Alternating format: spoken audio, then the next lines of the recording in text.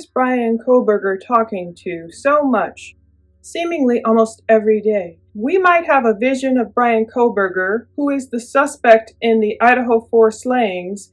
We might envision him in the basement of that Latah County jail, just isolated in a deep, dark dungeon. But apparently, according to my research and others, he has been active on GTL. You may know GTL, or its Getting Out app. It's a Telmate app which allows inmates to communicate with others, be they family member, friends, perhaps lawyers. Things have definitely changed for prisoners over the years, and those being held, waiting for trial, those who have been arrested and find themselves incarcerated. Things aren't like they used to be for inmates. And I've been checking and I've seen Bryan's little green light go on. Others have seen that little green light by Bryan's name. Those of us who are connected to him via the prison app, we can't see who he's talking to. We can't tell if it's communications audibly, a vocal communication, or if it's just the green light going on when he's emailing someone, or if Bryan is actually allowed video visits. It is my understanding that he might not be allowed video visits. You may know I scheduled one and it never happened, which generally happens when there's a suspect who doesn't want to confess too much, doesn't want to tell the truth about what they did. But how have things changed so much for inmates over the years, even since Chris Watts was incarcerated? Of course, county by county, there are different rules, but technology is really moving forward at a fast rate. Is Bryan speaking with his mom, dad, his sisters, the woman who's in love with him? I know people are putting money on his books, and there are screenshots floating around of Bryan receiving money. But in which way is he allowed to communicate? Now, of course, some people may think prisoners deserve nothing. They shouldn't talk to anyone. Others understand why someone in jail, especially someone who is still deemed innocent until proven guilty or otherwise in a court of law, or until they confess, we really understand due process and the fact that people still need to communicate with their lawyers or with outsiders or with their family members, not just via snail mail. Snail mail is a thing of the past. Of course, people can still write to those who are incarcerated, and they can write back, and people should not expect any measure of privacy, especially in Bryan's case, because all of this can end up in discovery. But I was thinking, wow, things have surely changed, even since around 4 years ago, when Chris Watts confessed to at least doing away with his wife, Shanann Watts. On Wednesday, August 15th, 2018, they took Watts straight to Weld County Jail. One cooperative male. I still remember the body cam footage of him being delivered there close to midnight that Wednesday.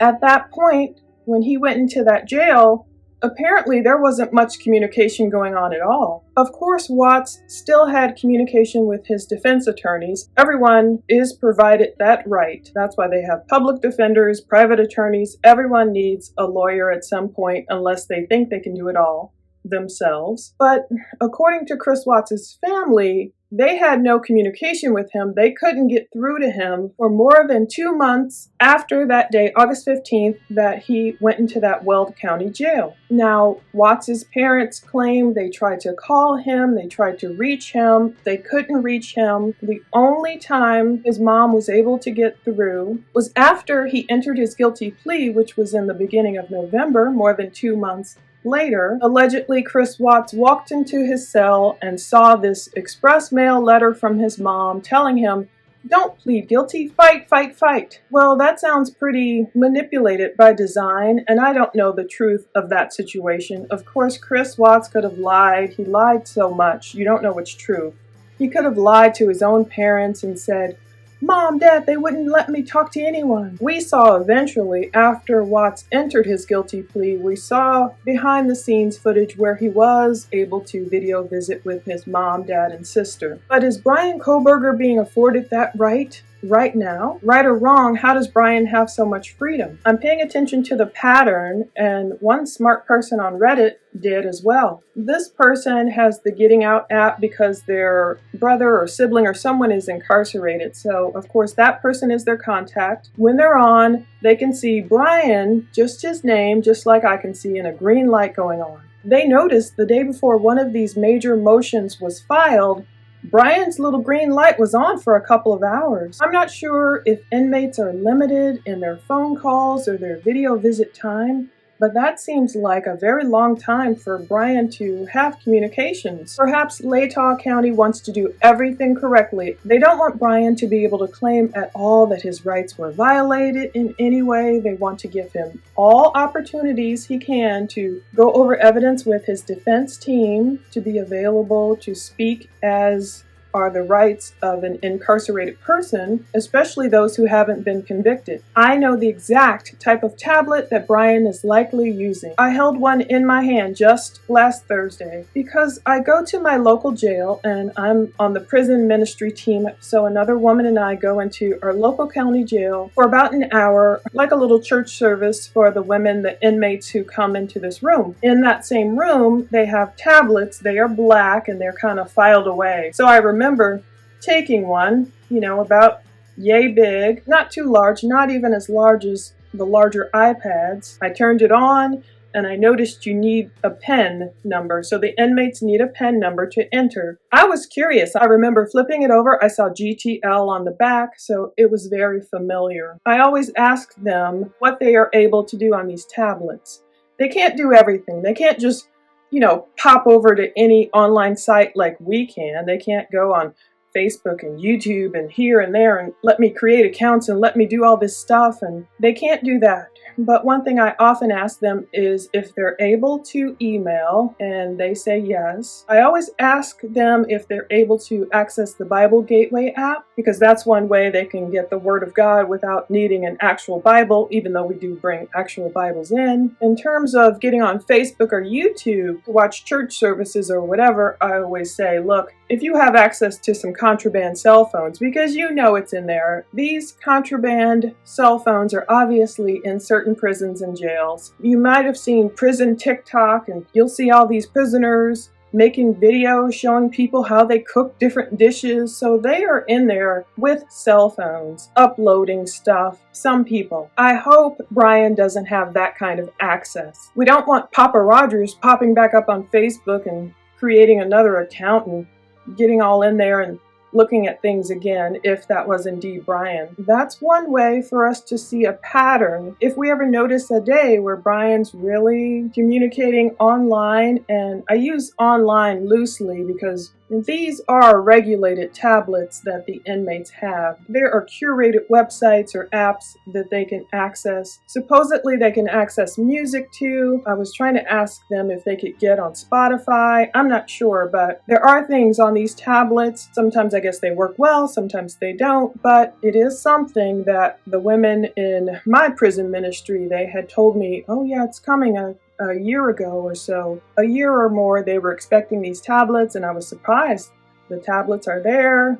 They're black. It's a lot different than prison, likely in the olden days. Now, some people might argue, if you're in a maximum security prison or based on what crimes you're alleged to have committed, you would think some people would not be allowed to have certain perks. I'm not sure if Bryan has the same black tablet as the women in my local county jail. After all, it's a county jail. I mean, it's secure, but it's not like trying to go to some maximum security prison where, even if you have underwire in your bra, you're not getting in there. Probably like a clip or two in here, you're not getting in there. There are different rules for different prisons. Bryan has access to something.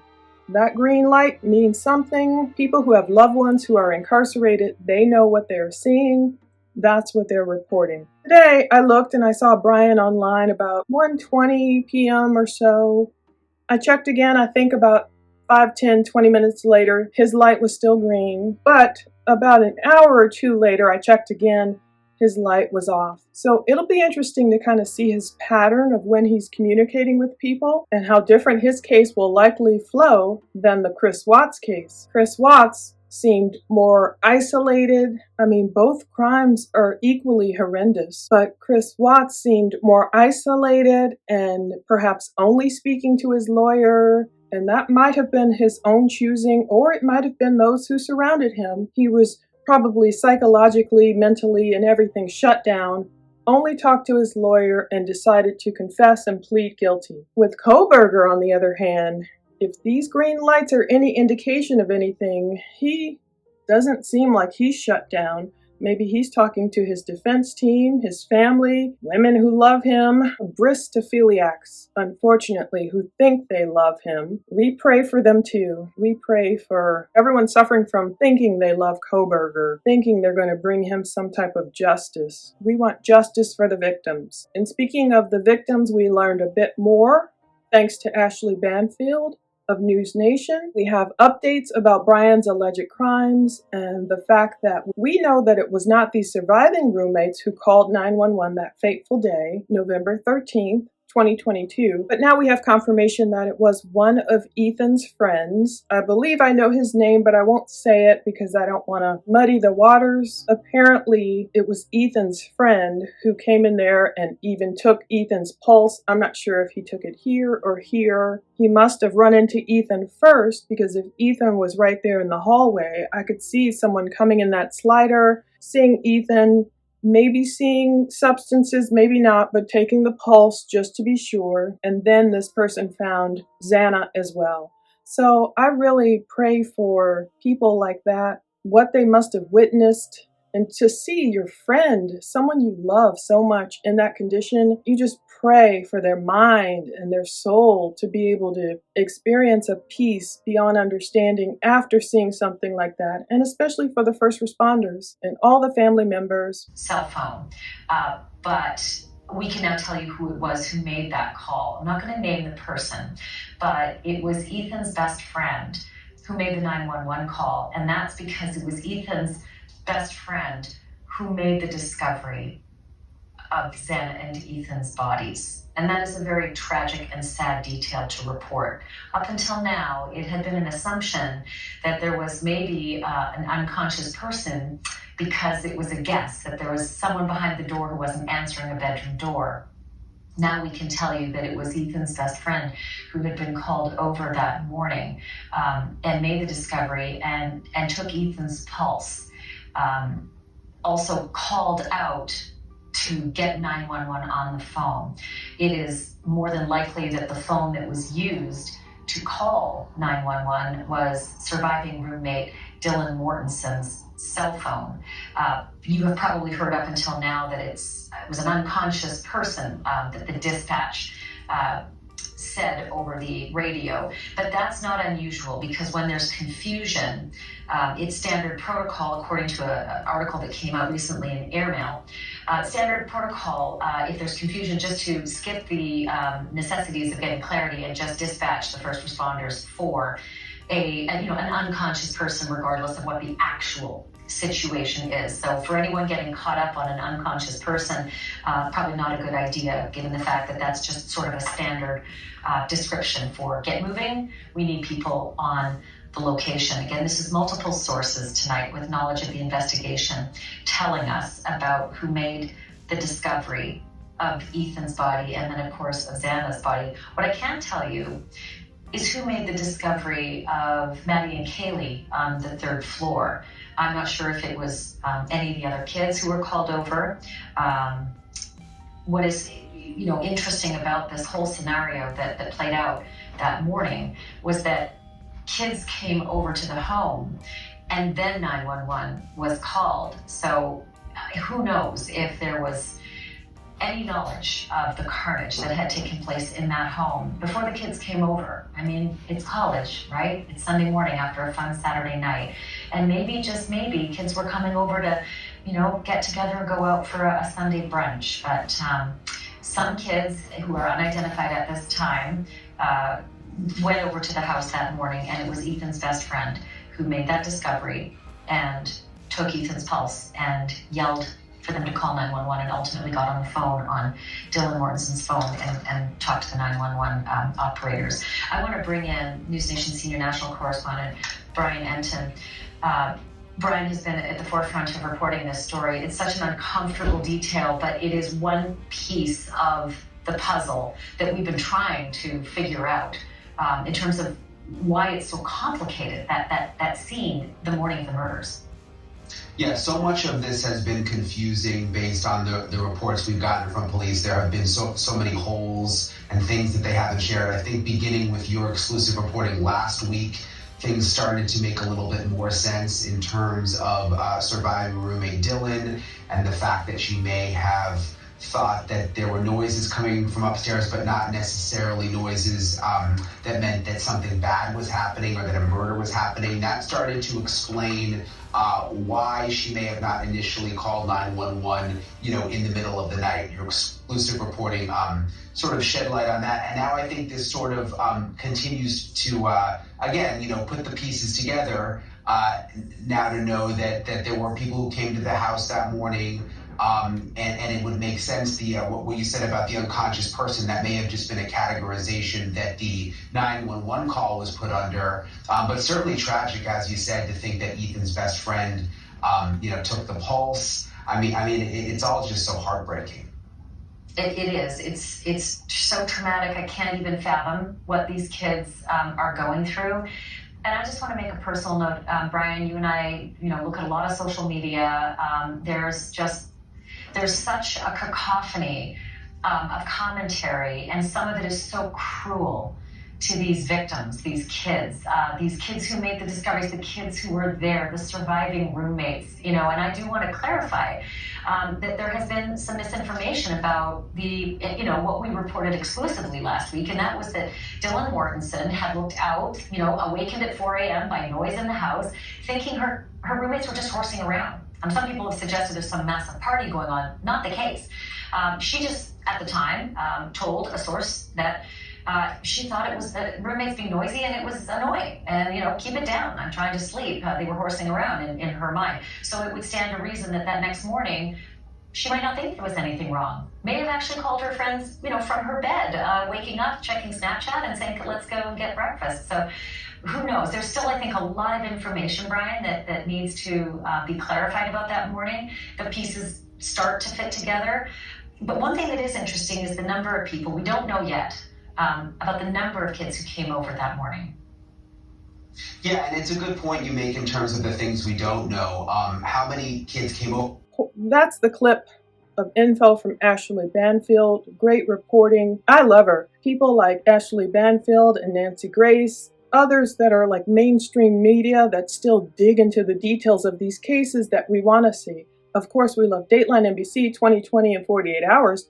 Excellent job, but they tend to cover a case in one episode, maybe do a follow-up years later, but for those of us who like to follow cases closely, Ashley Banfield is hitting it out the park. Let's close with something kind of appropriate, because I was thinking of people wondering, some people have a black and white view of who cares about inmates. Burn, no one cares about them, and I can only imagine, heaven forbid, if these victims' families, I would not blame them for feeling that way. I don't blame Kaylee's parents for wanting to push for the death penalty. I do not blame them. But I still think, too, of a way of still humanizing these folks and still praying they confess to their crimes and serve their time. I'm not one of these people who think, oh, they should be out and they should be free. And, there's always a group of people who act really strangely towards some of these folks who commit crimes. And they come up with all these wild theories about, why Chris Watts was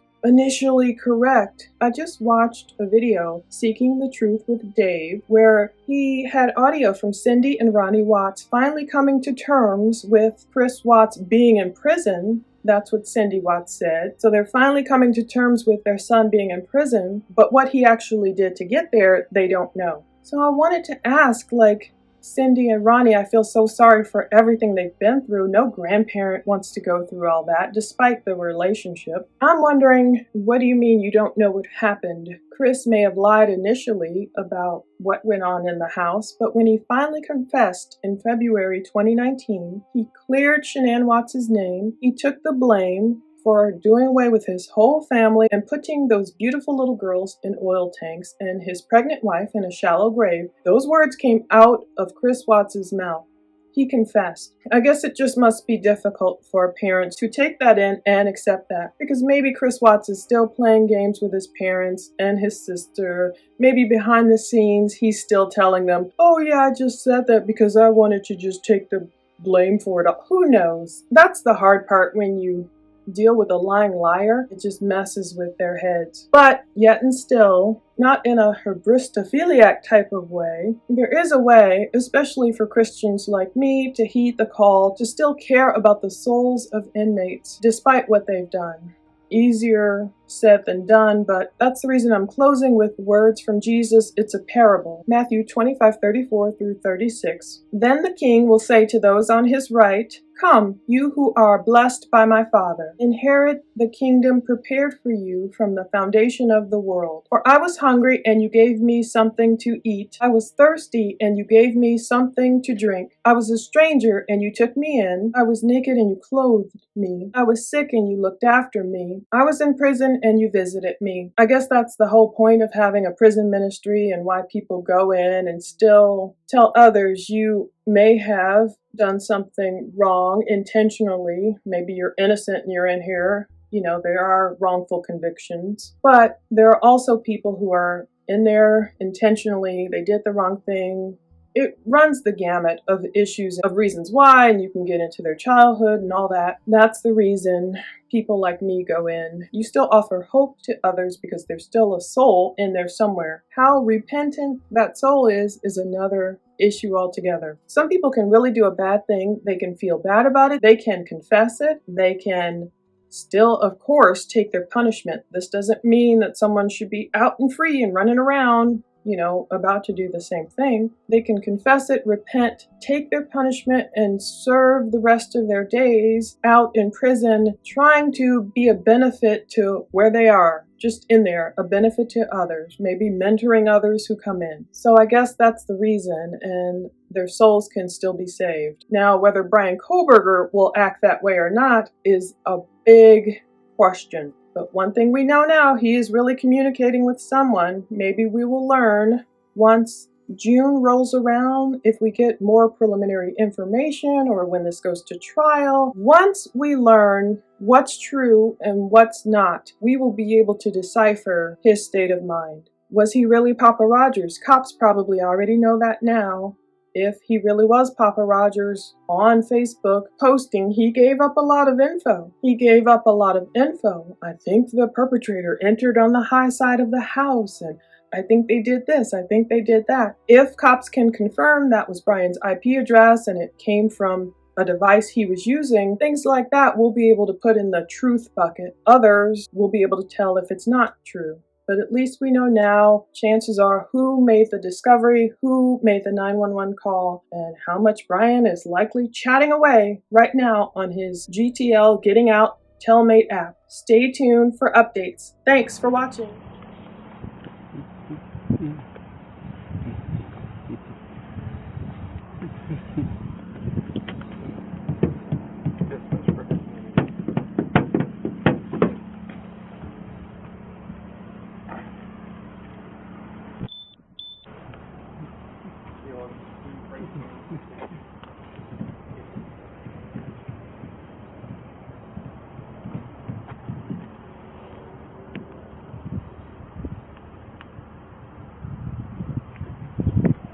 This is the truck you always drive? Yeah.